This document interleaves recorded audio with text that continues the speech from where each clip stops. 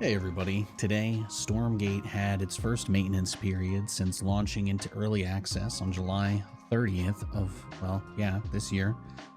They put up their very first patch today. It's going to be the first set of changes that we've seen. I didn't want to go over the beta into live because, well, let's face it, not everybody was playing that version and they changed like a billion things. So there's been a lot of conversation about what's been working, what hasn't been working since Stormgate came out, the Tasteless Tournament. You know, there were a lot of conversations. Morph Course with the Celestials, the Kree with the Celestials. Those were two really big things. And then I believe, Infernal and Vanguard, I'll be honest with you, I don't really know what people are complaining about too much over there. I think Vanguard mirror dogs have been a thing again, but I'm just interested to see what they change. For the most part, I haven't really had too much problems playing so far. I think the hardest thing has probably been the Celestial matchup. I think that they've just got some really tanky units that aside from that, well, and obviously the Morph Core Rush is just not fun to play against. So let's see what they've done. This was just posted in their Discord, and I just copied the text just in case, I don't know, they edit it while I'm recording this to make me look like a fool. Maybe. Anyway, if you had replays from before this update, they're not going to work anymore. So just in case, there was a guy in the Discord that I said was going to cast his replay. Now I realize I won't be able to do that. So I'm sorry, Nathan. Yeah, his name was Nathan. Yeah, I know. It's great. So they fixed some lag improvements. Great. Cool. Got instability being addressed.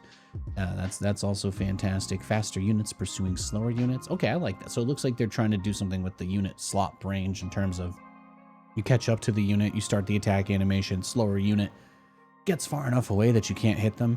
And I think that that's one of the things that really can be frustrating. So if that's something that they've improved, then that's actually really cool. Reduces the frequency of under attack, all the alerts. They removed a bunch of alerts, and the alert for starting research, which, I mean, I guess the research, if you had research queued up, technically the first research complete should tell you that the second research is starting if you knew that you queued them up anyway.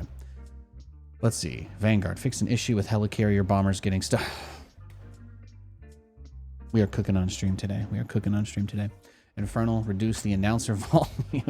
I haven't played any Infernal since the early access came out. I didn't realize the Infernal announcer was just screaming at people. I don't know why. That's kind of humorous. Build preview cursor remaining indefinitely. I don't know what that means. Fixed an issue with collection array leaving a visual blueprint indefinitely. Okay. I have played a little Celestial. I haven't seen that. We have now fixed Turkish language support. Cool. We have various improvements to many localizations. Cool. Added a pause function to the campaign. Hey, you know what? We did need it. I'd rather have it than not, so thank you. Fixed an issue where Amara could get stuck in the first mission. Well, thank God we fixed that. Enabled Brutal to always appear in campaign mission difficulty selection. Yeah, I think at first it was like you had to beat the missions to unlock Brutal, and now they're just going to let people go straight into that. So that's cool. Respect. Co-op in general made it more clear why heroes other than Blockade are not selectable for tutorial difficulty. It definitely was a little confusing the first time you boot up the game because it's not immediately obvious that you're even set to tutorial mode or that you need to move it, because you could complete the tutorial and then it doesn't automatically change you off of tutorial. You still have to click from tutorial to beginner or something else. So if they've added some clarity there, that is fantastic. So Wars fixed an issue. Also, there was some bugs. More experience from Turf War. That's the MOBA. I don't know if you guys know this. Most of you are here for 1v1 patch notes. There's like a League of Legends map in, a MOBA map, generic MOBA map in co-op. It's very bizarre, but it's kind of weird. I want to see it in 3v3 at some point, but if you guys didn't know, they're cooking some strange stuff over in the co-op. So this is where it gets juicy. Balance notes. Upgrading tier 1 to tier 2 decreased from 60 to 40 seconds. I need some champagne to pop over here. This is great for Nate. Upgrade cost of tier 2 decreased from 200 100 to 150 100. Fantastic. God bless you. Upgrade duration of tier 2 command centers to tier 3 command centers decreased from 90 to 70. Well, Bob's your uncle. Upgrade cost of tier 3 generally reduced from 250. Oh, wow. Oh, that's amazing. Okay. That's fantastic. Large units, Vulcan, Atlas, Magmadon, Hellborn, Saber, Archangel no longer push friendly units in PvP game modes. I love it. I think in StarCraft, usually small units kind of pushed each other around, but we never had that big unit pushing. They were trying to probably go for the Ultralisk thing, and then they realized there are no Ultralisks in this game. So the Magmadon's maybe the closest thing to that, just get up in there and F stuff up, but it can displace everything using its Stompy Stomp anyway. I don't know. Maybe that's part of strategy. Fix an issue where faster units had difficulty attacking it. Well, we just talked about that. Hellborns and Sabers could push enemy units in PvP game modes. They could push enemy units. That's kind of cool. The Magmadon does that, right? I think the Magmadon's supposed to.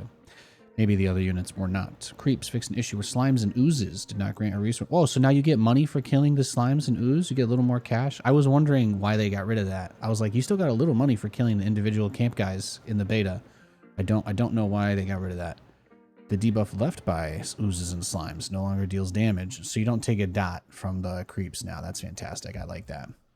They kind of nerfed the damage. They nerfed the damage. This is really great, though, because I'm going to be able to go straight for resource camp, probably, huh? Did they nerf resource camps? They did. They nerfed the bruiser. They nerfed the bruiser, the cleaver, and the piper. Yeah, well, I don't know, guys. This is gonna be my This is gonna be my patch. I'm gonna give Vanguard nerf this update. Is kind of what I'm feeling. Creeps generally grant 60% increased bounty. Wait, so you get more resources as well as getting resources now? So are we gonna go from, like in the beta, it was like 4 Luminite per kill? Is it now gonna be? We went to 0 and now we're gonna go to like 8, or is it gonna be like 10 Luminite per unit? That's interesting implications here. Curious to your guys' thoughts. Make sure you post in the comments below. I'm going to keep moving here. Lancer. So you no longer need tier 2 to get the Lancer upgrade, but they did make it take longer to research. Okay, so Lancers are going to be a little more viable for the early game before tier 2. Exos had their damage cut pretty substantially, down from 22 damage against heavy to 19. So that's pretty great. That's great for me. Hedgehog mobile weapon period decreased. So it attacks faster. Is that what I'm getting? I don't use hedgehogs in their mobile mode, so I don't really care, but Hornet got a health buff. Cha-ching. Vulcan got a health buff. Cha-ching. Helicarrier fixed an issue where bombers would get stuck in the God bless you, where they took too much veterancy. Wait, they were taking too long to level up? Are you kidding me? Was I fighting 2 bugs at the same time? Damn. What is this? Starship Troopers? Machine Lab. Cost decreased. Buzzsaw cannon damage changed from 13 plus 13 to 18 plus 8. Oh.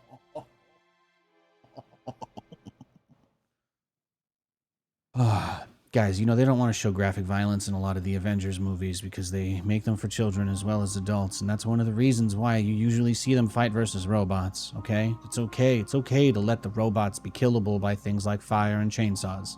It's not always about making things unnecessarily realistic, all right? Pretend the chainsaw's made of adamantium if you need to.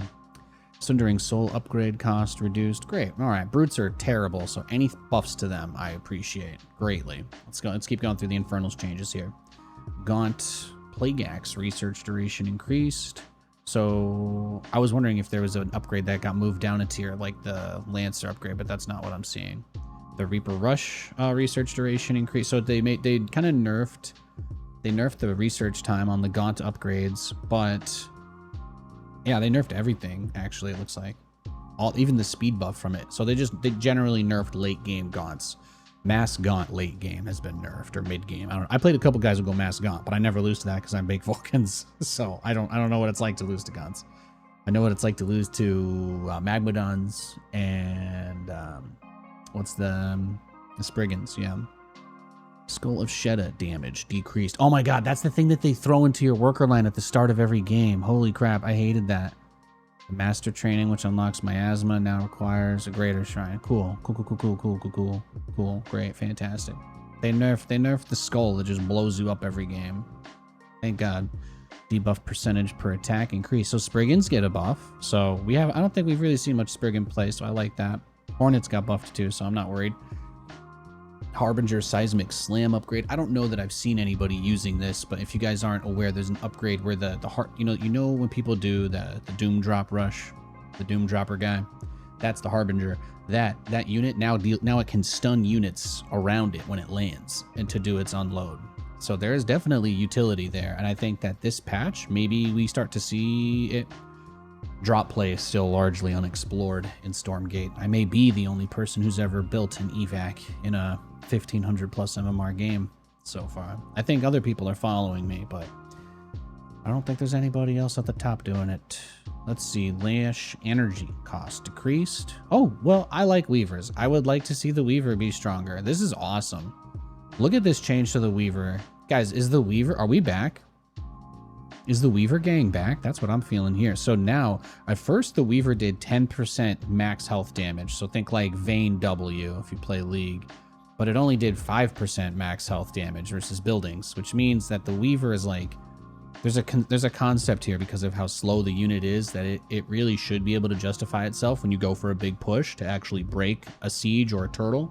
So I really love this. They've moved it to now 10% of a structure's health and 15% of a unit's health. So now the Weaver is just, look, it's so slow. It's so terrifying looking, and they should just keep making it more gross looking. I want a Weaver skin where it's like dripping blood or something, all right? Make that thing the big nightmare. Brand that as it's the most nightmarish thing they have in the game. It should be strong. Honestly, I don't care what they have to nerf. Make the Weaver strong. Keep it strong. Hellforge. Cost decreased to 0 gas. Good for you. Shadow Cleft. Cost decreased. That's not bad. Made it a little faster to build.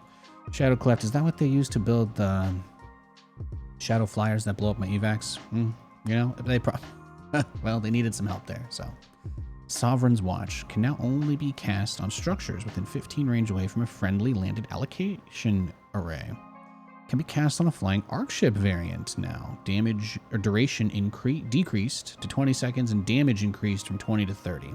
So it looks like that can only, so basically the cannon rush is dead.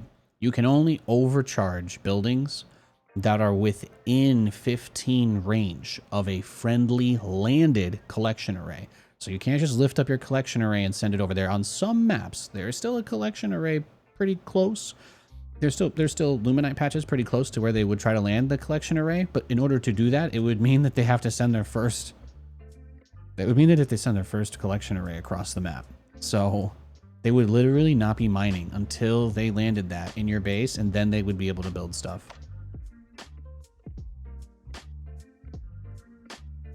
Just, oh man, this is one of the best patch note reads I think I've ever done.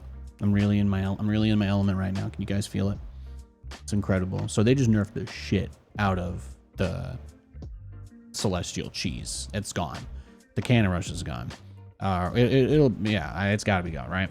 Morphing to an arc ship with a morph core now correctly costs 200 up from 100. So some people actually thought there was supposed to be, so if you guys don't know how Celestials work, the arc ship builds stuff and it takes X time.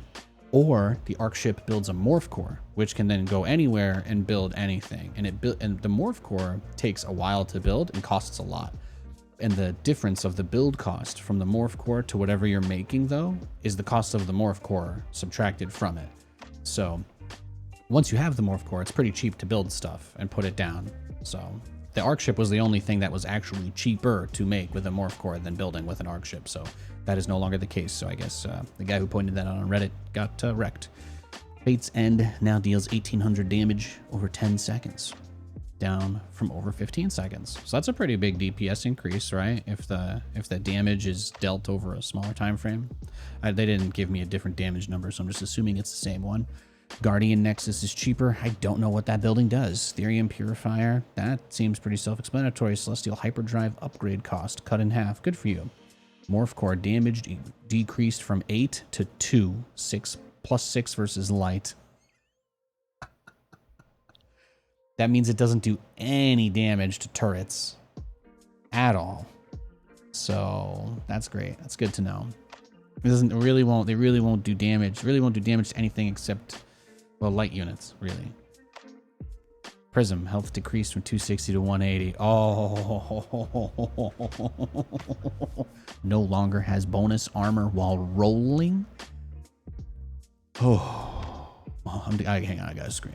I'm gonna screenshot this right here for the thumbnail for this video. This is the whole reason. This is the whole reason you wanted to know what was in these patch notes. This is it, baby. This game, we are so back. I feel this is already, I think, one of the best. I don't know if there's more nerfs for Celestial in here, but I think they already fixed everything. Let's see. They gave a little buff to the Cabal. They gave a little recall upgrade discount for the Vector. I feel like this is good. Just shift that power into everything else and kind of spread it out. There were some really good buffs for the other two factions here, so I like that that's not just all nerfing. Fix an issue where Seraphim were taking half damage from all sources instead of just from... Wait, what? What? Is this real? Was it just taking half damage from everything? Wait, what? I didn't know about that one. Oh my gosh. Now I know why I won that co-op game earlier with just one teammate who masked Seraphim. Now it all makes sense. Scythe. Damage against air units increased. Yeah, I mean, Scythes are pretty good at fighting air units. They're terrible against Hornets, so this is definitely good to keep them in parity, but Hornets aren't heavy units. Scythes are great for killing helicarriers. I'm going to be able to play helicarrier Hornet now. Mass Accelerator no longer costs 100 health. Great, and they increase the cooldown to 20 seconds, and they increase the damage. So there you go. The Saber is going to be a little bit better now, too. Archangel. While using Avatar, Archangels are now immune to both the Vulcan and Magmadon stun. So if the Archangel crashes down and uses his Avatar where he turns into that big Giga Chad mode where he's like mewing, then nobody can stun him. So that's it. Those are the patch notes. Let me know what you guys think. I'm going to be streaming the game in probably 45 minutes, maybe an hour. And yeah, I think I'm going to win a lot of games. They gave us some pretty huge Vanguard buffs. Put your thoughts down below. Smash the like button. Throw me a sub on Twitch. Buy me a beer. Chicken tenders. Can I get barbecue sauce? Thanks. See ya.